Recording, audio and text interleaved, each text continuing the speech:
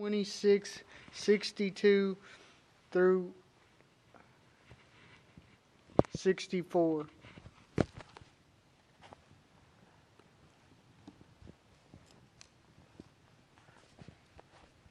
So the high priest stood up and said to him, "Have you nothing to say?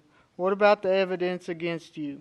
So he's telling Jesus to speak for himself. A person on trial obviously typically has their own pleas for themselves. And yeah, they may have people representing them, but usually something, especially at this time, they'd have witnesses against them and they'd speak their own case. They'd plead. Now, as Christians, when we stand in trial before God, we got Christ pleading the case for us. And he was on trial here. When we stand before God, Christ is like, well, they're sealed in the blood.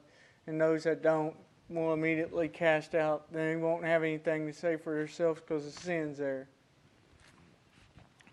But Jesus was silent, and the high priest said to him, "I charge you on the oath by the living God that you tell us whether you are the Christ, the Son of God." So to the high priest, him being the Christ would have been an issue. But to Rome, as long as he wasn't trying to set up an earthly kingdom, Rome didn't have a problem with it. The reason Rome got involved is because they wanted to keep civil order, because the priests had a problem with it. But ideally, him being Christ was more of a problem because it's a heavenly kingdom that will be here on earth. So it was more of a problem to the priests because he's doing away with their system. Rome was still in power almost 60 years after Christ died. Rome wasn't,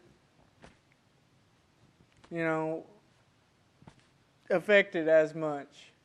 But the high priest, they would fall out of power soon, much sooner.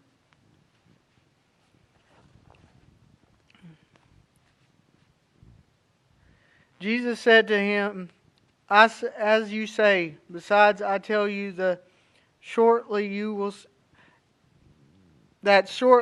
see the Son of Man seated at the right hand of the Almighty and coming soon upon the clouds of heaven." Now for God, this isn't saying that this was going to happen then. Everybody thought this was going to happen in their generation, and that's important to note. But this was going to happen at a time. And we see in Scripture and Revelation how it mentions every eye is going to see it. Those that are dead and passed away, because with God, time's different. He sees what has happened already and what hasn't happened yet. It's the same to him. It would have been those who died will see Christ when he comes back. Even though they've been dead, they'll be raised up to judgment and be cast out. Their souls will see it.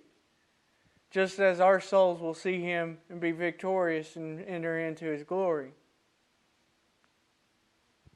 Because it mentions in Revelation every eye seeing, and this is what that's referencing. Of course, this high priest, I believe it's Caiaphas, and all of them in the room dead. They've been dead a long time.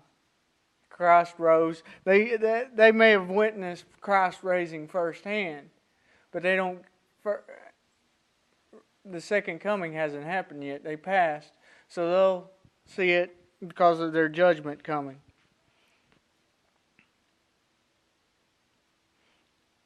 And Christ's death set up his second coming. He's referring here to, you say I'm the Christ, you're true. You'll see when my reign starts. I'll come back in the clouds. So he's always already referencing that he'll go up to heaven and come back down here. And one day Christ's reign will be on this earth. But for right now, it's just a spiritual heavenly reign. But for God, it's at the same time. So it's as if that reign's already begun. And we're just already a part of his kingdom when we accept Christ.